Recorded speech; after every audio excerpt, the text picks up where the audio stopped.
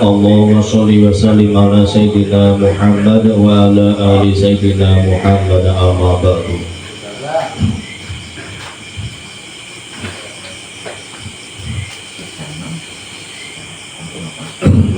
Rabbi shrah li sadri wa yassir li amri wahlul 'uqdatam min lisani yafqahu qawli. Qala Nabi sallallahu alaihi wasallam, talabul ilmi faridatun ala kulli muslimin wa muslimatin.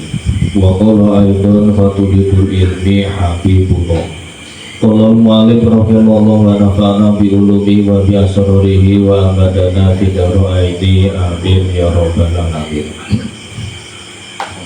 Yang terhormat para pesepuh, pengurus, ketua dan segenap jamaah, alhamdulillahirabbil alamin, atas rahmat dari Allah Subhanahu wa taala kita semua masih diberi nikmat iman Islam, panjang umur, hidayah, taufik, kemampuan sehingga masih mampu menunaikan aktivitas kita. Salah satu kewajiban kita thalabil ilmi, mudah-mudahan manfaat, barokah, husnul khotimah, Allahumma amin. Para jamaah rahimakumullah, kajian pada kesempatan ini insyaallah akan jelaskan sedikit keutamaan di bulan Muharram.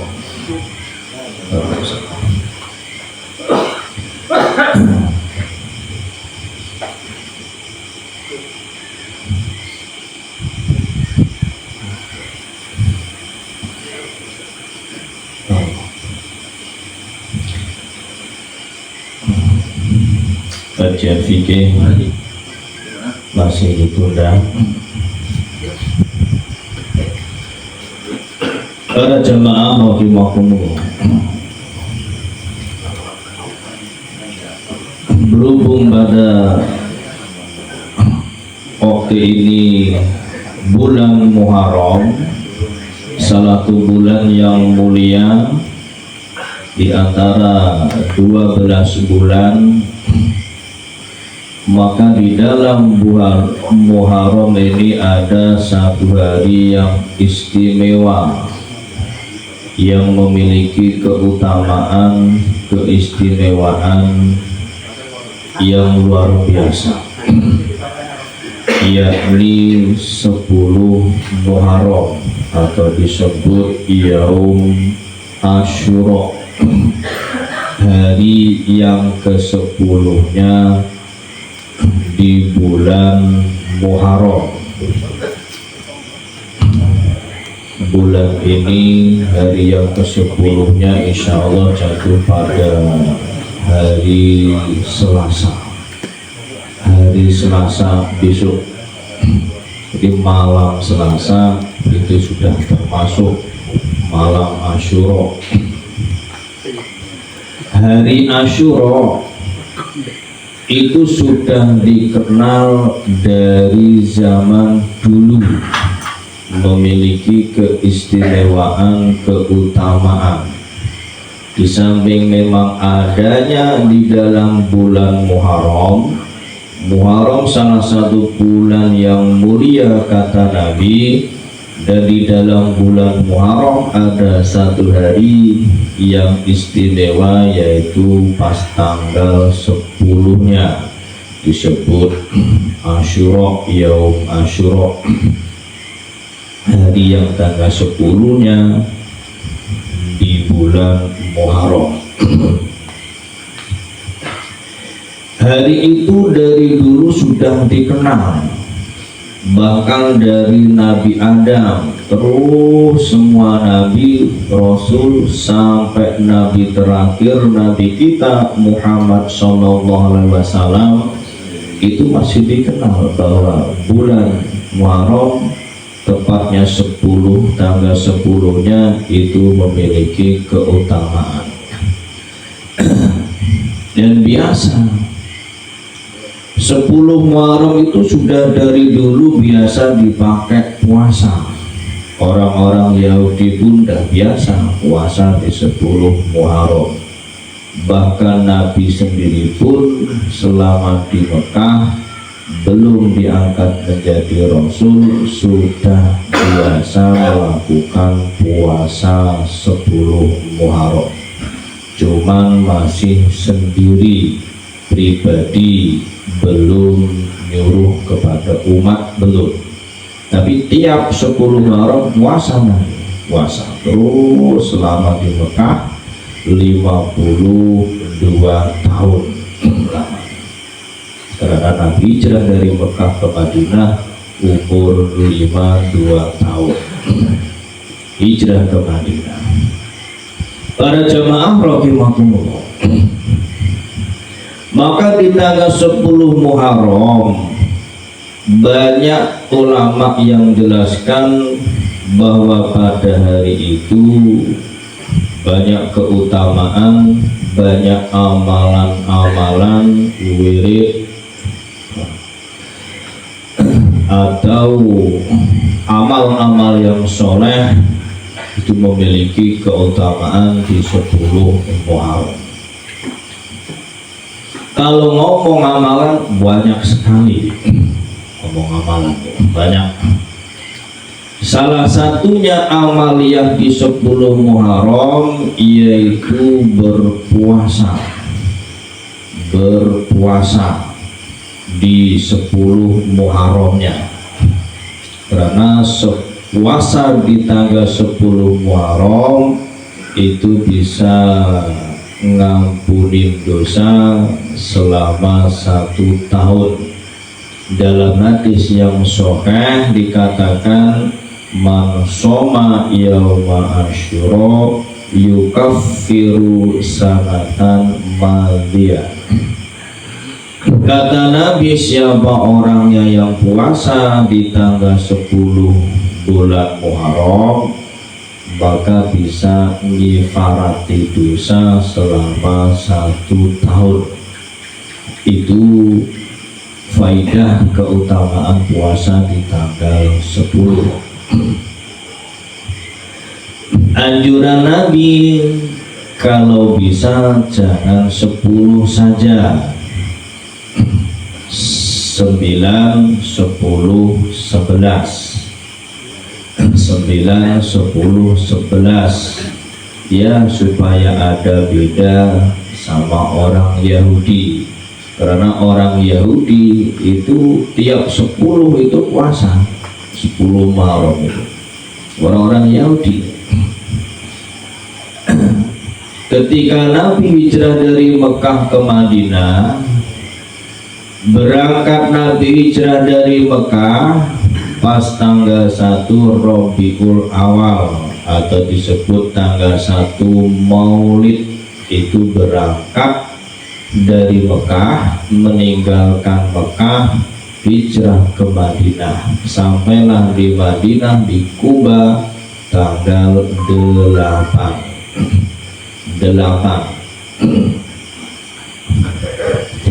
hari ditempuh.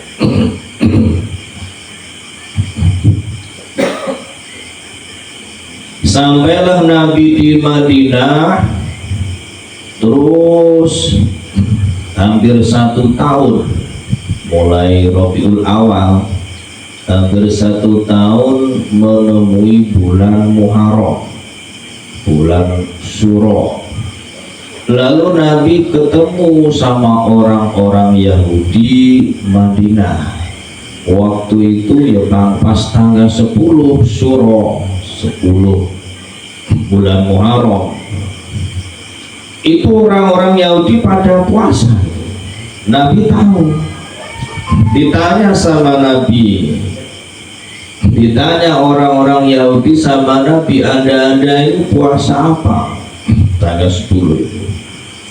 Jawab orang Yahudi, kami ini puasa bersyukur kepada Allah karena Nabi Musa telah diselamatkan oleh Allah dari kejaran Fir'aun pas tepat 10 Muharram. Maka kami ini sebagai anak turunnya berpuasa merupakan bersyukur kepada Allah. Itu jawaban orang Yahudi, puasa 10 Muharram. Lalu kata Nabi, kami lebih hak daripada Anda sekalian tentang Nabi Musa, karena Anda ini ya memang termasuk anak turunnya Nabi Musa, berpuasa tanggal 10, ucapan syukur, dengan kalian tidak mengikuti aturan ajaran Nabi Musa. Anda ikut ajarannya, artinya imannya tidak ada, cuma percaya, iman tidak ada. Mulai dari situ Nabi merintah kepada umatnya, detik itu umatnya disuruh puasa. Waktu itu langsung seketika pada siang-siang tanggal 10 baru Nabi perintah kepada umatnya disuruh puasa tanggal 10. Pas tanggal 10 hari itu semuanya yang sudah mampu puasa, ya sudah dewasa berakal, suruh puasa. Meskipun paginya sudah makan, tidak apa-apa. Detik itu pokoknya langsung niat puasa. Nanti makan maghrib, minum maghrib. Atau memang belum makan dari pagi, langsung niat puasa. Dari situ diwajibkan itu. Nabi mewajibkan puasa 10 Muharram. Terus Nabi perintah lagi supaya ada perbedaan dengan orang Yahudi, ditambahin tanggal 11 dan sebelumnya tambah lagi tanggal 9. Cuman waktu itu Nabi ngomongnya suruh nambah tanggal 9-nya belum terlaksana, artinya Nabi belum nyontohin, belum pernah melakukan yang tanggal 9. Tapi sudah perintah sama umat. Kata Nabi, bila umurku nanti sampai 1 tahun ke depan jumpai bulan Muharram lagi, kami akan puasa dari tanggal 9, 10, 11. Cuman umur Nabi tidak sampai ketemu lagi bulan Muharram, wafat. Jadi tidak nyontek Nabi, tapi sudah ngomong, sudah ada perintah. Jadi kalau bisa 9, 10, 11 10, 11 jelas sudah ada contoh Nabi dan 11 dicontoh juga. Tapi 9 ini belum ada, tapi sudah ada perintah. Itu afdolnya puasa di Muharram 9, 10, 11. Bila 3 tidak mampu ya 2 aja, 9, 10 atau 10, 11 terserah, mau 2 hari pokoknya. Kalau tidak mau 3, 2 hari tidak mampu ya 10 pun ya boleh saja, nggak apa-apa, meskipun sama dengan orang ya Yahudi, tidak apa-apa. Yang penting 10 itu yang paling istimewa, jangan sampai tidak. Dan cuma bagi orang-orang yang males ya tetap tidak. Berikut yang ngomong tolong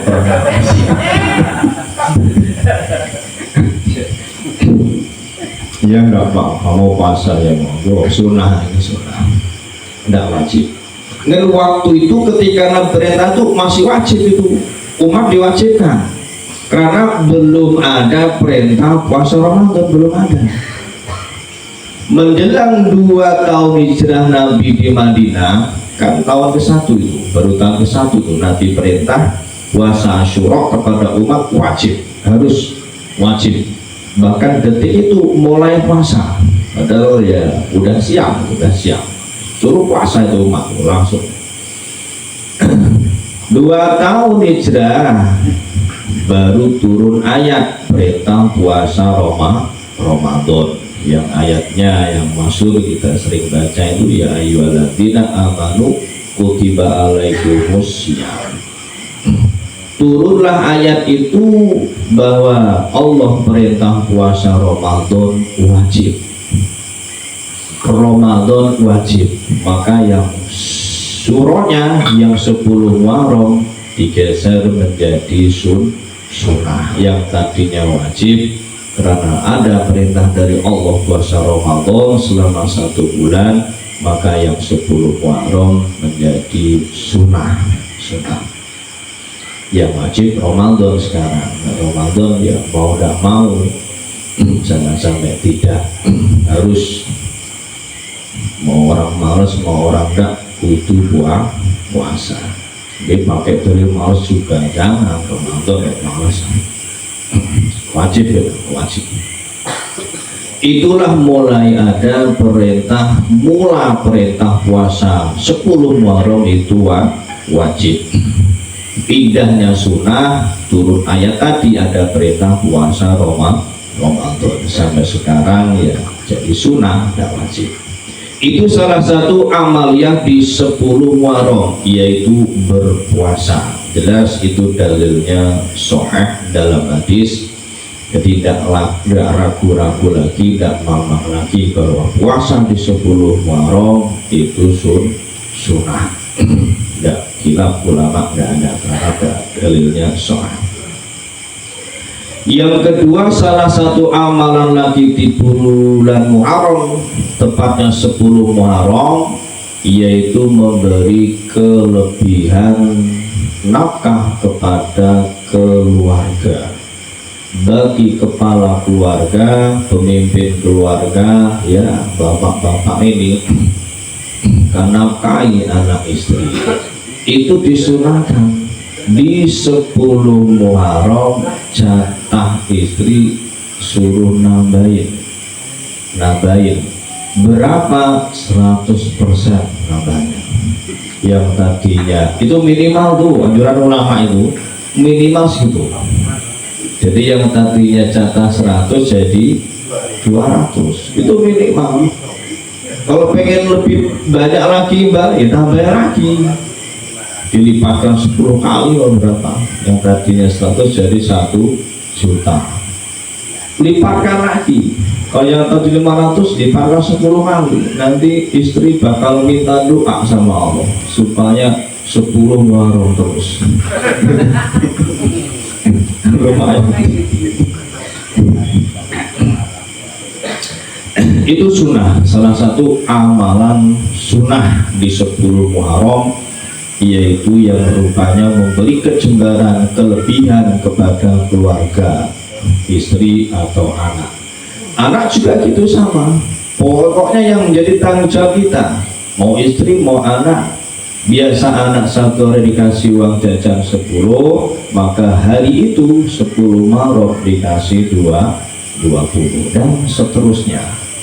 Mau memberi apa saja terserah, mau berupa uang monggo, berupa makanan silakan, berupa apa saja. Intinya pokoknya di 10 Muharram itu membungakan keluarga. Gimana caranya terserah. Mau ditambahin uang jatah tadi silakan, atau ditambahin ya ini enggak uang, mau makan enak sajalah. Yang biasanya makan yang kurang enak di 10 Muharram enakan, ya terserah gimana caranya. Atau diajak jalan-jalan kemana supaya keluarga seneng, tidak apa-apa. Penting hal-hal yang tidak dilarang oleh syariat, yang dibolehkan oleh hukum, ya tentu jalan-jalannya kan jalan-jalan yang baik, yang bagus, silaturahmi, ziarah, atau kemana saja, lihat-lihat apa alam-alam Allah yang bagus itu. Ya, bahasa kita tempat hiburan, bahasa kita, padahal yang kita jangan tempat hiburan, melihat alam Allah yang indah, apa-apa. Lain lagi terlihat, tempat hiburan maksudnya. Tapi kita kan lihatnya tidak tempat hiburan, pengen tahu alamnya Allah yang indah. Boleh-boleh saja, yang penting keluarga itu di 10 Muharram itu ada rasa senang dan bunga. Terserah mau caranya gimana, tidak apa-apa. Yang penting tidak melanggar peraturan. Artinya hal-hal yang dibolehkan oleh agama, itu namanya menyebarkan. Hadisnya jelas, Hadisnya jelas bahkan sahih memberi kecembaran kepada keluarga di 10 Muharram. Dalam satu hadis dikatakan man wasa'a yauma asyura wasa'allahu sa'ira sanatihi. Kata Nabi, siapa orangnya yang memberi kecembaran kepada keluarganya, memberi lebih kepada keluarganya, baik istri, anak-anak, atau yang ada lagi yang menjadi tanggung jawab kita, barangkali orang tua kita, atau yang siapa aja yang menjadi tanggungan kita, di 10 Muharram kita lebihin, mau dari makanan, mau dari uang, nah uang jajan kita lebihin, atau kita bikin buat supaya bunga senang di 10 Muharram.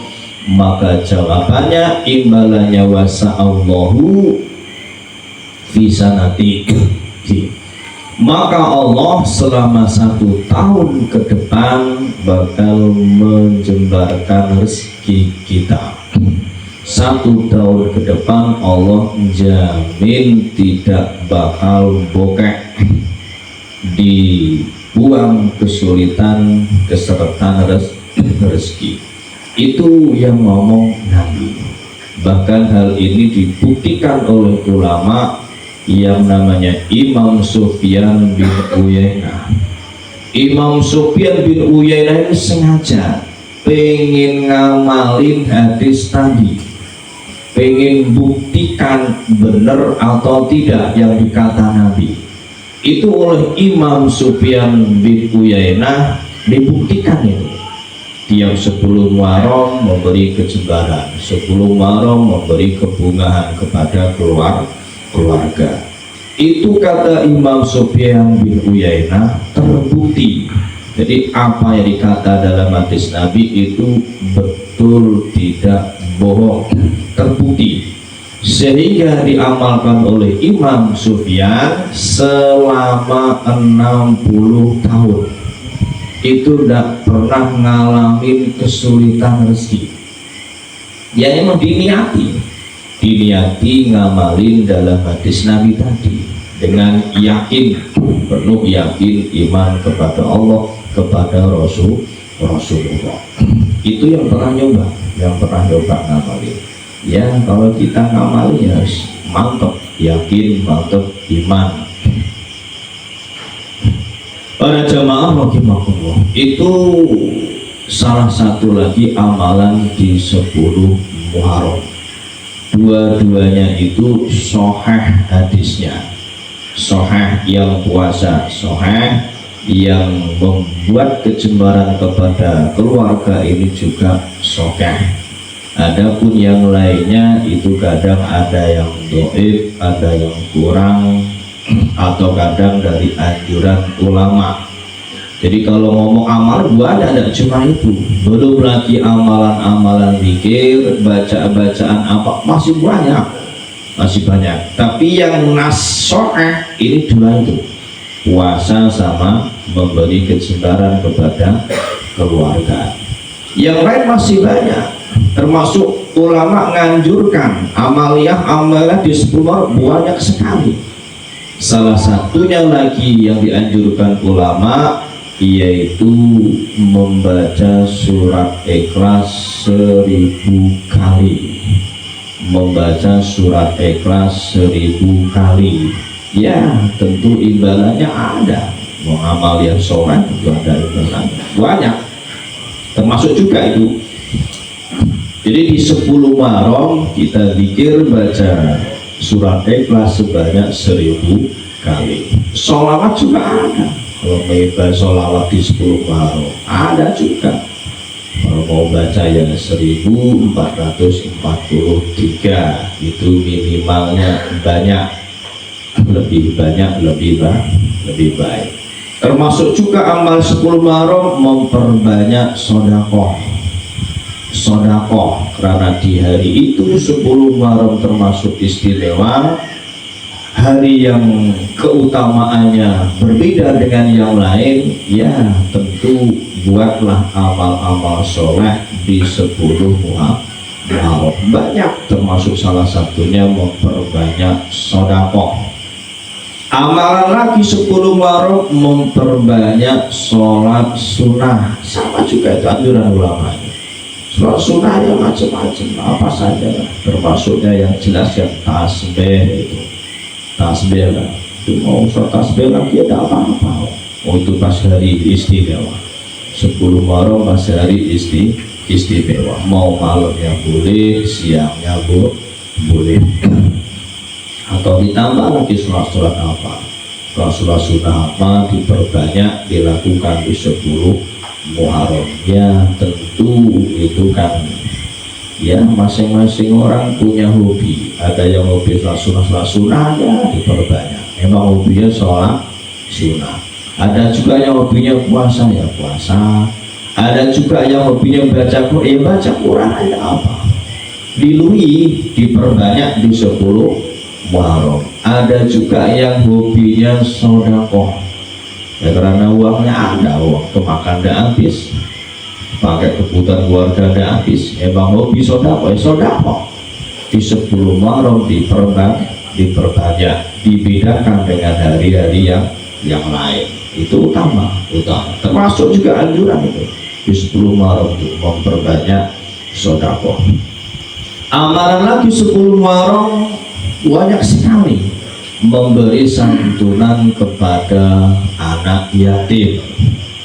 Anak yatim itu juga termasuk anjuran salah satu amalan di 10 Muharram. Jadi memberi santunan, bantuan ya apa saja kepada anak yatim. Anak yatim itu ya masih anak, dan gimana sudah dewasa ya bukan yatim lagi. Pokoknya jatahnya anak yatim itu disebut anak yatim itu di bawah 15 tahun disebut yatim, sehingga menjadi tanggungan orang muslim. Lebih-lebih di 10 Muharram itu istimewa, kasih bantuan ya, kita menyayangi, mengusap wajah kepalanya, tapi jangan mengusap doang, harus pakai sesuatu. Ngusap doang, bahasa desa ngusap aja, gue ngusap doang ya nanti ngapulung ya jangan ngusap doang, mending gak sah ngusap, ngasih duit aja lah, itu yang diharapkan itu. Ini mengusap doang gak ngasih apa-apa, yang ngusap orang 100 ya rontok rambut. Artinya mengusap itu maksudnya memberi kasih sayang kepada anak yatim ya, tentu berikut sesuatu lah, memberi apa yang dibutuhkan, mau uang, mau baju, mau kebutuhan apalah pokoknya. Itu juga ada anjuran di 10 Muharram itu istimewa ya, tentunya tidak 10 saja anak yatim, karena anak yatim ini menjadi tanggungan orang muslim semua. Lebih-lebih di 10 Muharram yang bakal datang ini memiliki keutamaan. Tidak hanya yatim saja, kaum du'afa. Berikut kaum du'afa. Soalnya kan disebut kaum du'afa itu tidak pandang bulu, mau kecil, mau besar, mau tua, disebut ya doib, du'afa. Artinya orang-orang yang lemah. Baik itu keluarganya ada semua atau memang tidak ada, tidak pandang bulu. Kalau orang sudah tidak ada apa-apa disebut miskin, fakir, ya tentu membutuhkan bantuan. Jadi tidak hanya anak yatim saja, karena anak yatim ini kadang ada yang kaya, ada yang miskin, tidak sama, tidak semua yatim miskin, tidak. Ada yang kaya banyak itu, yang kaya banyak, dan cuma faedah bapaknya tidak ada, tapi peninggalannya banyak. Makanya kalau kita buat kotak bantuan, jangan untuk anak yatim saja, itu masih kurang kemanfaatannya. Ya dia berikut anak yatim plus kaum du'afa. Nah, itu nanti umum itu. Artinya tidak anak yatim saja yang kebantu itu. Tapi kalau anak yatim saja itu dikasih yang lain tidak boleh. Bahkan yang ngurus pun ikut makan haram. Maka tidak sedikit orang yang membuat panti asuhan anak yatim itu kelirunya itu ya masih mau makan haknya, padahal setiap orang nyumbang di situ tentu niatnya untuk anak yatim. Nah itu kalau sampai dimakan selain itu tidak boleh, haram. Berikut yang ngurus ini tidak boleh, cuma sekedar untuk ngajar saja, barangkali didik ngajarin ya untuk makan ala kadar, makan biasa orang makan itu tidak apa-apa, tapi kalau diambil untuk kebutuhan pribadi untuk keluarga haram. Sama juga kita memakan haknya anak yatim, maka harus hati-hati dan diperhatikan bagi orang yang mau bayar anak yatim. Memang bantuan di luar banyak anak yatim tuh, tapi kadang bantuan itu kitanya yang ngurus itu kurang bisa membelanjakan yang sebetulnya, kadang digunakan untuk keperluan pribadi. Itu masya Allah luar biasa itu dosanya, jangan sampai. Jadi kalau kita membuat satu tempat kotak untuk sumbangan, ya kalau anak yatim, artinya jangan sampai anak yatim saja, anak yatim plus kaum du'afa, itu berikut fakir miskin dapat semua, tidak apa. Kasihan. Sedangkan yang perlu itu yang kaum du'afa. Jadi kaum du'afa itu pasti perlu itu maksudnya pasti memerlukan bantuan, karena memang sudah miskin, fakir, melarat, kan jelas itu. Walaupun sehat, walaupun ada keluarga, emang keadaan emang miskin, tidak ada apa-apa, harta tidak punya, kerjaan tidak ada, milik tidak ada, kan kaum itu apa tuh? Itu jelas memerlukan bantuan. Tapi kalau anak yatim tidak semuanya miskin, ada bahkan banyak anak yatim itu kaya. Jadi supaya apa? Supaya amal kita ini bermanfaat yang lainnya di situ, tidak hanya anak yatim saja, berikut orang-orang yang memerlukan. Itu juga dianjurkan di 10 Muharram bagi kita yang ada rezeki turah, ya dianjurkan memberi bantuan kepada anak yatim atau kaum duafa, siapa saja itu memiliki keistimewaan di 10 Muharram. Termasuk juga amal yang di 10 Muharram yaitu silaturahmi, ya kemana saja, ya tentu silaturahmi yang bermanfaat kepada orang alim, pada ulama, kiai, guru-guru, itu dianjurkan juga 10 Muharram. Ya karena 10 itu hari istimewa, tentu kalau kita mendatangi orang alim ya tentu kan datangnya silaturahmi, minta doa kepada orang alim, minta doa kepada kiai, kepada ulama, baik itu orang alim sudah wafat atau masih hidup, tentu yang lebih afdal masih hidup. Kalau ngomong keutamaan tuh, jadi sudah wafat, yang telah wafat atau yang masih hidup ya tentu masih utamanya masih hidup. Kalau silaturahmi ziarah itu masih hidup. Nah, kalau masih hidup itu kan dia masih kelihatan, diajak ngobrol masih bisa, dipinta ini masih bisa menjawab, bisa memberi sesuatu, bisa memberi ilmu kepada kita daripada yang sudah wafat. Ya sudah wafat itu juga disunahkan ziarah ke makam-makam, tetap sunahkan. Itu termasuk juga amaliyah di 10 Muharram, dan masih banyak lagi. Kalau ngomong amalan sih banyak, dan cuma itu banyak sekali.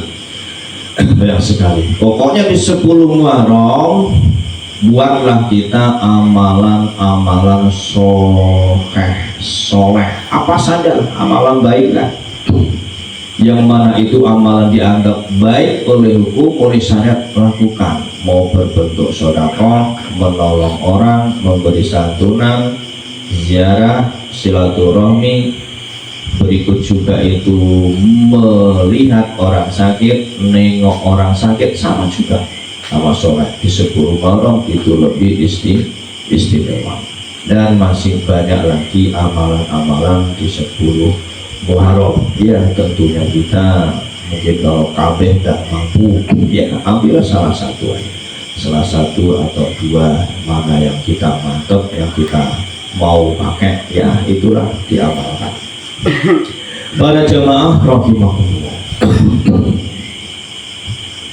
amalan-amalan apa saja yang kita lakukan di 10 Muharram itu jelas memiliki keutamaan yang berbeda dengan hari-hari yang lain, karena sudah memang hari itu di 10 Muharram itu memang dari dulu itu memiliki keutamaan, sehingga banyak hamba-hamba Allah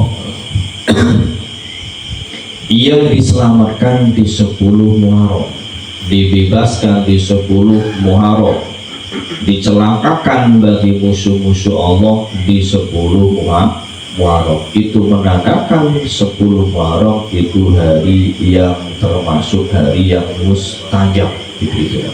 Itu dari dulu. Ya contohnya Nabi Adam alaihissalam, dari Nabi Adam itu. Nabi Adam alaihissalam, Allah menerima tobatnya pas 10 Muharram. Apakah Nabi Adam ini melakukan dosa? Sebenarnya tidak dosa. Nabi Rasul itu tidak ada yang melakukan dosa, tidak ada. Jadi semua Nabi Rasul itu memang sudah dijaga oleh Allah maksum dari perbuatan dosa. Lah itu kok Nabi Adam tobat?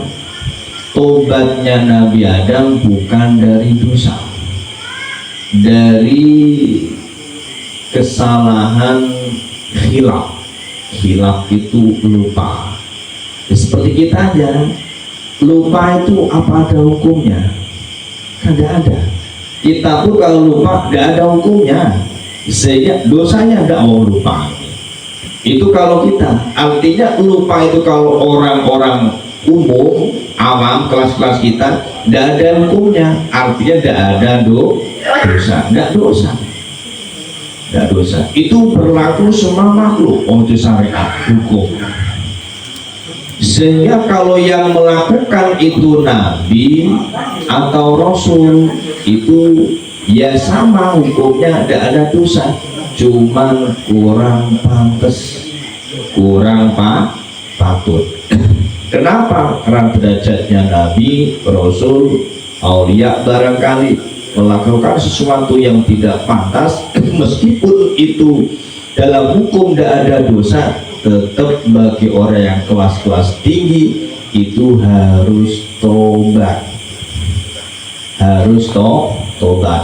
Artinya tobatnya bukan karena dosa, bukan karena kesalahan sepele yang dalam hukum tidak ada hukumnya, tapi nih bagi kelas-kelas Nabi Rasul ya harus tobat. Berbeda dengan kita, dosa. Kalau kita kan mau tobat baru dosa, kalau tidak dosa dianggap CS, biasa aja. Ketiduran luar biasa, kita tiduran hari-hari ketiduran bukan. Ya karena kita orang awam, orang biasa, ya nggak menganggap memang nggak dosa.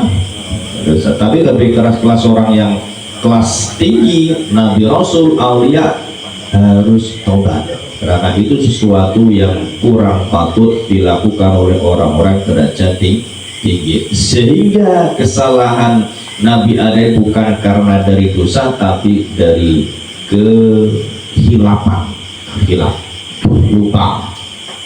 Itu pun kelas Nabi harus tobat, diterima Allah, menerima tobatnya pas 10 Muharram. Begitu juga Nabi Nuh alaihissalam diselamatkan dari banjir sehingga perahunya, kapalnya bisa mendarat lagi di Bukit Judi, gunung yang paling rendah. Itu tepatnya juga 10 Muharram. Nabi Musa alaihissalam selamat dari kejaran Fir'aun juga tepatnya 10 Muharram. Raja Fir'aun yang ngaku Tuhan celaka di Laut Merah juga tepatnya 10 Muharram. 10 Muharram banyak. Nabi Yunus selamat keluar dari perut ikan juga 10 Muharram. Begitu juga Allah cipta Nabi Adam 10 Muharram. Allah cipta roh semua makhluk juga awal 10 Muharram. Dan masih banyak lagi 10 Muharram. Banyak kalau ngomong keutamaan 10 Muharram itu. Begitu juga Nabi mulai merencana mau hijrah ke Madinah, itu pun juga pas 10 Muharram. Rencana, masih niat rencana, belum berangkat. Nah, berangkat tadi berangkatnya tanggal 1 bulan Maulid atau Rabiul Awal. Kalau keluar dari rumah tanggal 28 malam Jumat bulan Safar, itu keluar dari rumah itu. Mau hijrah itu loh. Keluar dari rumah tanggal 28 bulan Safar malam Jumat tengah malam jam 12-an. Keluarlah dari rumah tapi tidak langsung berangkat ke Madinah, nginep dulu di Gua Sur 3 malam, 28, 29, 30. Pas tepat 1 Maulid, 1 Rabiul Awal, Nabi resmi meninggalkan kota Mekah menuju Madinah. Sampailah di Madinah di Kuba tanggal 8 Rabiul Awal. Itu berangkatnya hijrah. Tapi sebelumnya sudah ada rencana, sudah ada niat, sudah ada persiapan niat. Ya, kamarnya bahasa kita geremeng-geremeng berjarah ke Madinah, itu mulai ada rencana 10 Muharram. Dan masih banyak lagi. Di 10 Muharram itu hamba-hamba Allah diberi keistimewaan oleh Allah Subhanahu wa Ta'ala. Oleh sebab itu sampai sekarang masih dikenal bahwa 10 Muharram itu hari yang istimewa, hari yang memiliki keutamaan yang luar biasa, sehingga ulama banyak menganjurkan kepada umat, kepada kaum, kepada kita semua, buatlah amalan-amalan soleh di 10 Muharram. Mau puasa disunahkan, mau jembarkan rezeki kepada nafkah keluarga, anak istri juga disunahkan, memberi bantuan santunan kepada anak yatim, kaum duafa juga dianjurkan, dan amalan-amalan masih banyak. Mau baca Quran, mau baca sholawat, mau baca tadi surat Ikhlas 1000 kali, atau sholat sunnah diperbanyak. Apa saja amalan-amalan yang soleh kerjakan di 10 Muharram. Para jamaah rahimahullah, termasuk amalan soleh yang mana nilainya bagi kita seumur hidup itu ada nilai baik bagus, yaitu membaca Al-Quran. Membaca Al-Quran itu kalau bisa si 10 Muharram dibedakan. Selain 10 jangan sampai ketinggalan baca Quran. Para jamaah rahimahullah, membaca Al-Quran ini salah satu bukti bahwa orang itu iman kepada Allah, kepada Rasul, kepada malaikat, kepada kitab Allah. Kan gitu, kan rukun iman kan ada 6. Salah satunya iman kepada kitab Allah. Kitab Allah yang sekarang, yang akhir zaman ini, yaitu yang diturunkan kepada Allah, kepada Rasulullah Muhammad SAW, yaitu kitab suci Al-Quran. kita harus wajib percaya bahwa Al-Quran itu firman Allah. Salah satu bukti dari orang iman kepada Al-Quran ya tentu dibaca, minimal dibaca. Meskipun itu memang sumber hukum, peraturan, tapi ya tidak peraturan saja, harus dibaca. Itu memiliki keutamaan yang luar biasa. Baca Al-Quran. Faidah daripada baca Quran banyak sekali, tidak terhitung kalau faidahnya. Salah satunya yang kita sering kami ungkapkan dalam kajian tasawuf, yang kita dulu pernah dikaji, buah daripada baca Quran. Buah daripada baca Quran ini minimal ada 3, ada 4 minimal. Satu faidah atau buah membaca Al-Quran bisa menambah kita mahabbah kepada Allah Subhanahu wa ta'ala. Gara-gara baca Quran, firman Allah sering kita baca, ayat-ayat Quran kita baca, itu bisa menambahi hati kita, ada rasa demen kepada Allah semakin meningkat.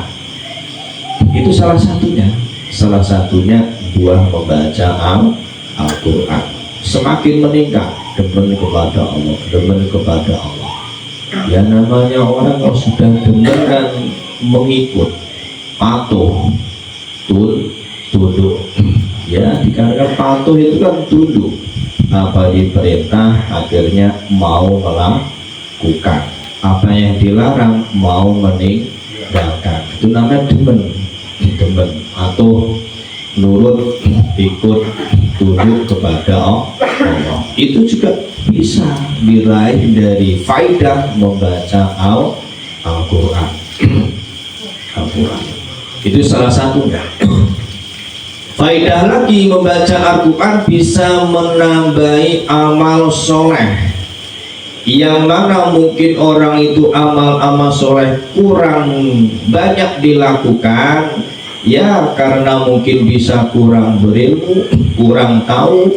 Tapi dengan faidah kita memperbanyak baca Quran, Allah paring jalan, Allah memberi jalan, sehingga orang itu diberi ilmu, petunjuk oleh Allah, bisa mengamalkan amalan-amalan ibadah. Itu juga dari baca Quran. Faidah baca Quran artinya bisa menambah amal sholat kita dari baca Quran. Karena niat kepada Allah, baca Quran itu bisa menambahi amal-amal soleh. Ketiga faidahnya yaitu buahnya baca Quran bisa mengurangi rasa takut kepada Allah, bisa mengurangi rasa takut kepada Allah dari faidah baca Quran kita aktifkan baca, istiqomah baca, terserah mau sehari berapa juz mah kelamaan, kebanyakan berapa ayat pun kebanyakan berapa ayat saja terserah, mau ayat 2 ayat penting tiap hari baca. Itu salah satu faedahnya, manfaatnya bisa mengurangi rasa takut kita kepada Allah. Artinya bisa mengurangi amal-amal jelek yang mana mungkin kita biasanya tiap hari mengamalkan maksiat 10 kali mungkin, tapi karena faidah kita istiqomah baca Quran itu bisa terkurangi jadi 9, besok kurangi lagi sehingga sampai terkurang. Itu salah satu faedahnya juga dari bacaan Quran. Faidah lagi minimal yang keempat itu bisa menambah dialog kita kepada Allah Subhanahu wa ta'ala. Ya, dinamakan dialog. Dialog itu kan ngomong-ngomong langsung. Jadi orang baca Quran itu sama juga dialog dengan Allah, ngobrol sama Allah. Itu hakikatnya itu. Baca Quran itu ngobrol sama Allah. Ya tentu dikatakan ngobrol itu kan dekat orangnya. Artinya Allah dekat kepada kita. Orang baca Quran. Itu salah satu manfaat baca Quran. Yang jelas kemanfaatan baca Quran yang tersirat dalam hadis Nabi bisa memberi syafaat nanti di yaumil qiyamah. Itu jelas. Bacaan Quran itu nanti di yaumil qiyamah bisa menolong kita. Jangankan hari kiamat, di alam kubur itu bisa menolong. Disebut syafaat dalam kubur dari Quran itu ada. Jangan dikira tidak ada. Soalnya orang kalau sudah mati itu kan ditanya tuh nanti dalam kubur, man robuka, man nabiyuka, man imamuka, man kitabuka, kan ditanya semua. Salah satunya apa kitabmu, kan itu pertanyaan dari malaikat itu. Ya tentu kita jawab, sudah apa kitabnya Al-Quran. Itu sama malaikat Quran itu ditongolkan itu. Diambil Quran itu datang, ditanya sama malaikat Munkar Nakir itu, benerkah lo Quran ini betul yang diakui ini kitabnya dulu waktu itu kok sering dibaca? Ngomong itu Quran itu bakal ngomong. Ya nanti ngomong apa adanya. Kalau memang selama hidup tidak pernah baca Quran, ya ngomong nanti Quran. Mana tidak pernah dibaca kami ketika masih hidup mah. Cuma iman doang tidak dibaca. Nah itu nanti tidak ada syafaatnya. Pertolongan dari Quran tidak dapat karena Quran tidak pernah dibaca. Maka kata Nabi tadi, bacaan Quran itu bisa menjadikan syafaat nanti di yaumil qiyamah, termasuk di dalam kubur itu sudah bisa kita rasakan syafaat pertolongan dari bacaan Quran.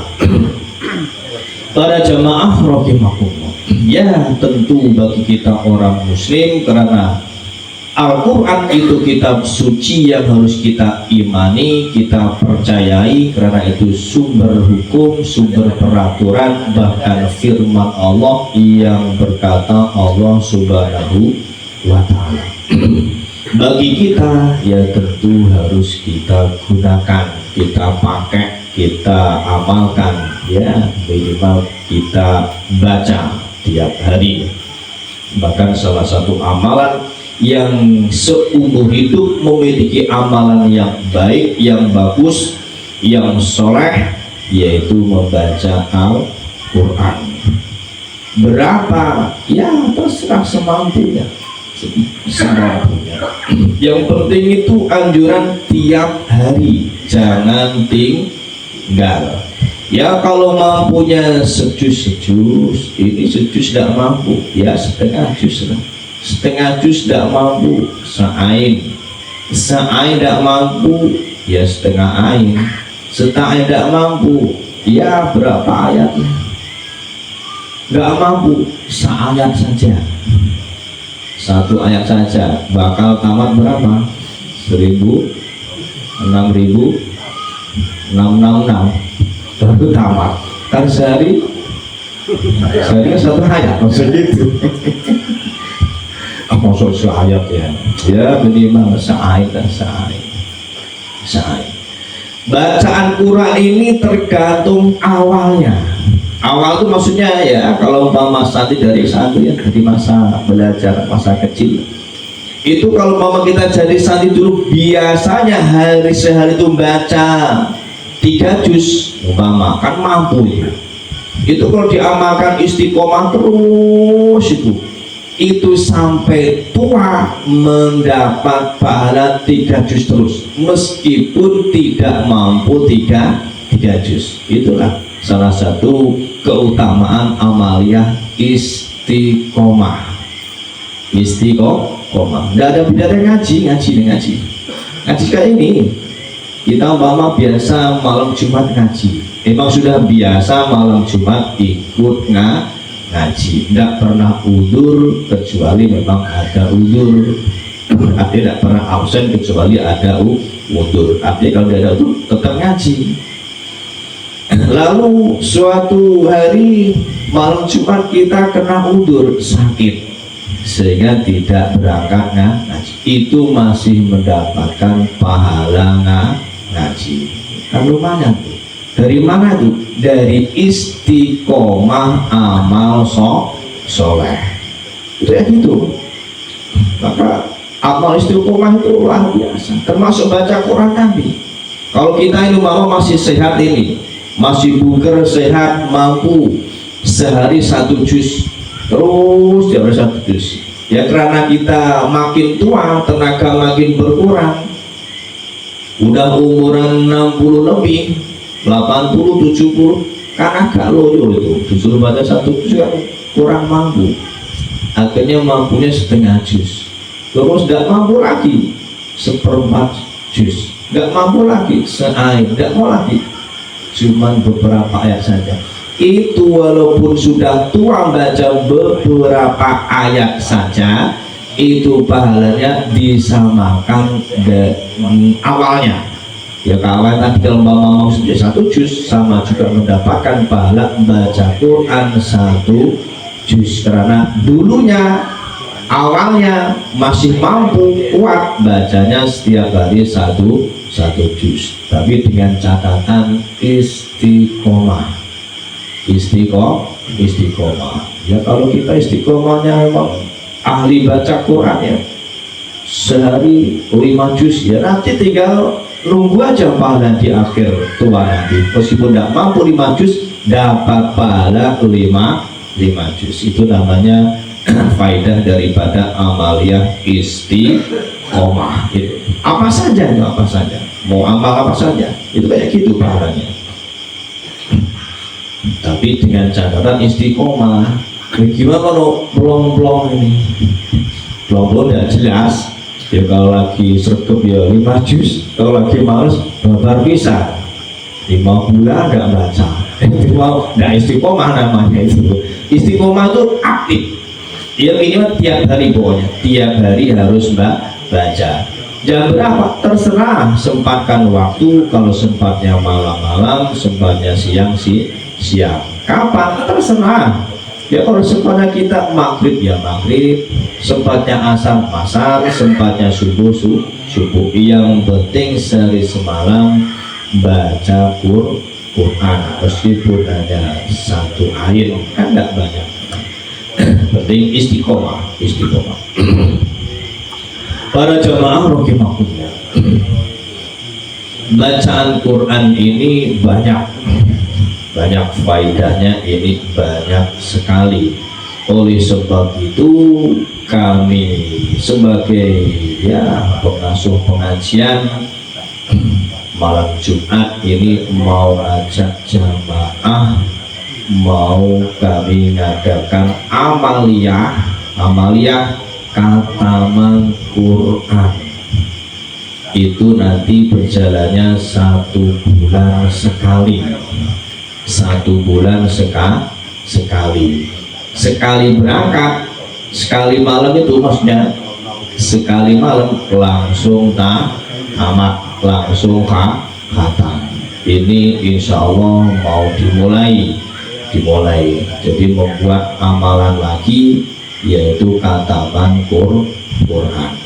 Karena Quran kitab suci kita yang harus kita imani, harus kita percayai, harus kita jadikan sumber hukum, sumber peraturan, sumber syariat. Ya tentu minimal ya dibaca ayat-ayat firman-firman Allah yang ada di dalam Quran. Bahkan jelas manfaatnya, minimal setidak-tidaknya itu bisa menjadikan syafaat nanti di yaumil kiamat. Ini insya Allah kami mengajak jamaah, yaitu jamaah khataman Quran yang nanti diamal tiap 1 bulan sekali. Jadi tidak tiap minggu ya, tidak tiap minggu, 1 bulan sekali. Ya itu untuk pengamalan kita. Mungkin bagi yang kurang begitu mau baca Quran biar ikut, maksudnya gitu. Nanti tidak harus baca, yang sudah biasa baca ya ikut baca, monggo. Barangkali yang tidak bisa baca, yang maklum buta huruf, atau buta huruf tidak bisa baca, buta huruf berarti tidak bisa baca sama sekali. Mau belajar sudah tua, sudah ketinggalan, nggak apa-apa, ikut saja. Ikut saja, kan punya telinga itu dengerin saja, sama aja, nggak apa-apa ya. Samping baca kita telinganya dengerin saja, ya nggak apa-apa. Jadi maksudnya yang nggak bisa baca Quran nggak apa-apa, ikut saja jamaah tataman Quran. Yang nanti yang baca yang sudah biasa-biasa aja, nggak apa-apa, ikut saja. Artinya tidak harus baca, tidak. Dan amalan kataman Quran itu insyaallah kami punya rencana, kami awali malam Rabu besok. Malam Rabu besok dulu. Besok ketepatan ini kan bulan Muharram, jadi bulan 1 dari tahun baru Hijriah. Kami memang ada sengaja kami awali di bulan Muharram dari tanggal di bulan pertama tahun Hijriah. Ya, mudah-mudahan kataman Quran ini kami awali di bulan Muharram dari tahun baru Hijriah ini, mudah-mudahan menjadi hijrah kita, bisa menjadi wasilah hijrah kita yang tadinya kurang aktif baca Quran biar aktif baca Quran, yang tadinya kurang demen Quran supaya demen Quran, yang tadinya kurang sehat menjadi sehat, yang tadinya kurang ilmu menjadi tambah ilmu, yang tadinya sudah ada ilmu menjadi manfaat ilmunya, yang tadinya seret rezeki menjadi lancar rezekinya, dan seterusnya. Yang tadinya mungkin tidak bagus jadi bagus, dan seterusnya. Itulah kita awali di tahun baru Hijriah atau di bulan pertama bulan Muharram. Insya Allah malam Rabu. Adapun tempat belum jelas di mana, nanti kesepakatan jamaah. Karena itu tempat nanti bisa pindah-pindah, artinya tidak satu tempat. Karena barangkali ada mau di tempat kami saja, ya tidak apa-apa, boleh. Kalau emang tidak ada tempat di sini, ya tidak apa-apa. Di sini tidak apa-apa. Di sini bentrok, di masjid pun boleh-boleh saja. Yang penting 1 bulan sekali ngatamkan Quran.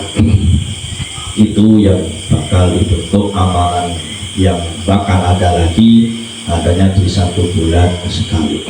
Pada jamaah rahimahullah, karena itu bacaan Quran sangat penting sekali.